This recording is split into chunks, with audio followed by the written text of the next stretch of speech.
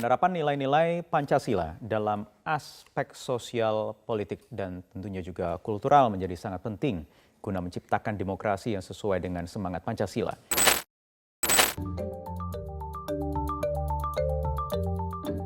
Politik pada tahun 2021 diwarnai oleh isu suksesi kepemimpinan nasional 2024 mendatang. Meski masih sekitar 3 tahun lagi, namun diskursus publik sudah diramaikan dengan dukung-mendukung tokoh untuk maju sebagai calon presiden di pemilihan presiden 2024.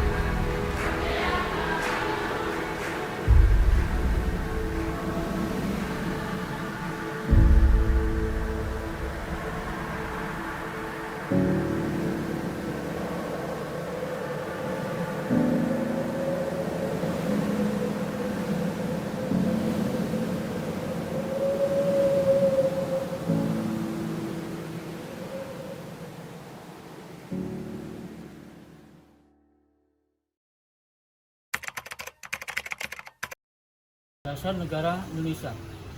Saya bisa diartikan sebuah tiang sebagai pegangan.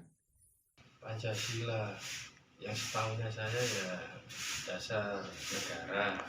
Dasar negara. Seberapa tahu sih, cuman sedikit tahu.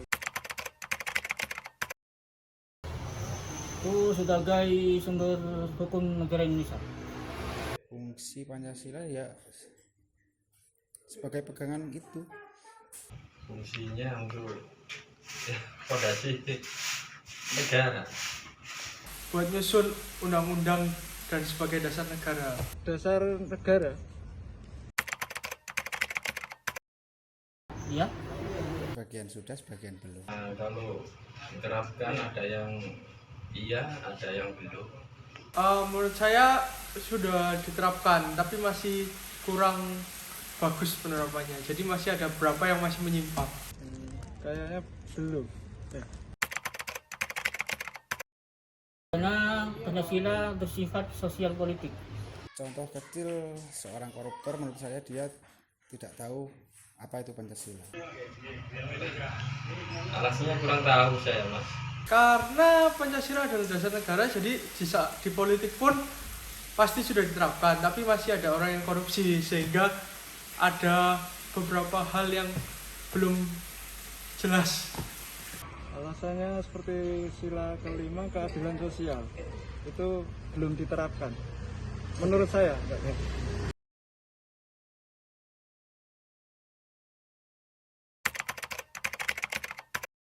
Jadi pertanyaan pertama tuh nama Bapak siapa, lalu sekarang mengajarnya di mana, Pak? Oke, nama lengkap saya adalah Michael Andrew. Sehari-hari saya mengajar di SMA Katolik Santo Hendrikus tiap hari Selasa, Rabu, Kamis. Kemudian hari Senin dan Jumat saya mengajar di SMA Little Sun Surabaya. Oke, lalu menurut Bapak sendiri Pancasila itu seperti apa, Pak? Pancasila itu bagaimanapun juga adalah hasrat ya, kemudian nafas hidup, kemudian juga way of life, jalan hidup bagi setiap orang Indonesia. Karena bagaimanapun juga bicara tentang Pancasila itu juga bicara tidak bisa lepas dari Bhinneka Tunggal Ika, Undang-Undang Dasar, sekaligus Negara Kesatuan Republik Indonesia. Karena itu memang satu komplit ya, tidak bisa dipisahkan satu sama yang lain. Pancasila memang sudah menjadi konsensus, kesepakatan bersama yang sudah direstui, sudah diokei oleh para pendiri bangsa kita. Oke, lalu pertanyaan selanjutnya, fungsi Pancasila di politik Indonesia itu seperti apa, Pak? Lalu penerapannya di politik Indonesia itu seperti apa sekarang ini? Nah, Pancasila memang mengalami naik turun ya dalam perkembangannya di Indonesia. Kalau kita lihat Pancasila sebagai pemersatu bangsa itu berlaku sejak zamannya Bung Karno. Bahkan Pancasila dikenalkan oleh Bung Karno di Dewan Keamanan PBB, kemudian juga dikenalkan di seluruh dunia. Bagaimana Pancasila itu menjadi satu dasar sekaligus sebagai fungsi politik dan sebagainya oleh Bung Karno.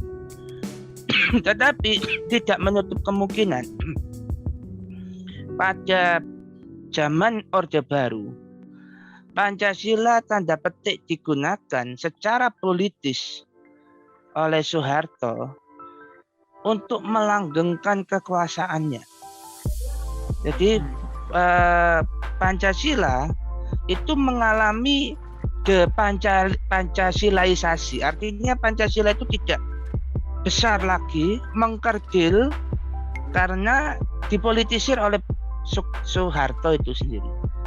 Bagaimana dia menggunakan Pancasila supaya kekuasaannya langgeng, supaya dia bisa menjadi presiden terus, supaya menjadi orang yang taat. Dan jeleknya Pancasila digunakan untuk melawan semata-mata paham komunis, paham PKI dan sebagainya. Jadi menggunakan paham Pancasila untuk juga melawan paham-paham seperti itu. Sementara rakyat sendiri selama 32 tahun itu tidak boleh mempelajari komunisme, mempelajari serba kiri ya, yang berbau Rusia, yang berbau apa.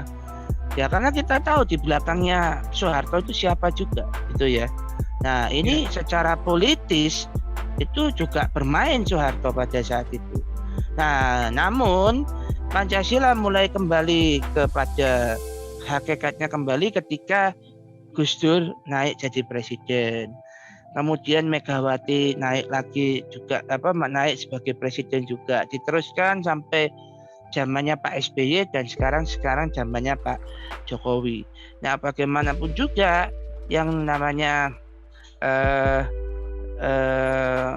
Gus Dur, Megawati itu tidak bisa lepas bagaimana Pancasila itu dihidupkan kembali sebagai way of life, sebagai filsafatnya orang Indonesia. Tidak menakut-nakuti tetapi justru membebaskan. Apa buktinya? Orang-orang Tionghoa pada zaman Gus Dur, terutama yang beragama Konghucu, diperbolehkan untuk sembahyang lagi. Boleh menggunakan simbol-simbol bahasa Mandarin dan sebagainya. Termasuk juga bagaimana Megawati, presiden waktu itu, memberikan libur Imlek kepada orang-orang Tionghoa.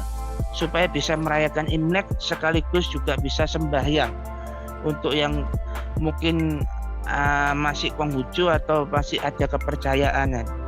Jadi semua itu kembali lagi pada zaman Gus Dur, Megawati, yang ini juga diteruskan oleh Pak SBY dan ini juga diteruskan oleh Pak Jokowi. Jadi ya itulah mestinya fungsi Pancasila itu justru sebagai pendamai, pembebas, bukan menakut-nakuti, bukan justru mengungkung gitu ya. Yang menjadi tantangan sekarang adalah Pancasila dengan ideologi transnasional. Ideologi transnasional ini apa? Ideologi yang melewati batas negara transnasional, tetapi dibalut dengan agama. Nah, saya kira tidak perlu saya jelaskan agama apa ya, tetapi agama yang tidak membawa kepada misi kemanusiaan, justru membawa kepada menakut-nakuti, mengebom, kemudian juga mengkafir-kafirkan, menyatakan sesat sana sini, itu yang harus dilawan. Dan itulah fungsi Pancasila, baik secara filosofi maupun secara politik, untuk melawan itu. Karena kalau enggak, kita punya dasar apa? Apakah kita ini negara agama? Tidak. Kita ini negara beragama tapi bukan negara agama. Beda loh ya. Kita ini negara bertuhan, bukan negara yang tanda petik berdasarkan Tuhan saja. Nah, ini juga harus istilah-istilah ini harus diluruskan supaya masyarakat kita itu juga ngerti, tidak gampang satu kata, satu diksi itu ditafsirkan seenaknya sendiri. Ya udah Pak, itu sekian interview saya. Terima kasih atas informasi yang Bapak berikan dan juga terima kasih atas waktu Bapak yang Bapak luangkan untuk membantu tugas saya, tugas kelompok kami selama perkuliahan ini, Pak. Ya, sama-sama. Terima kasih banyak. Semoga sukses selalu, sehat selalu. Ya, Pak. Oke. Saya mohon izin untuk live ya. Terima kasih. Iya, Pak. Terima kasih, Pak.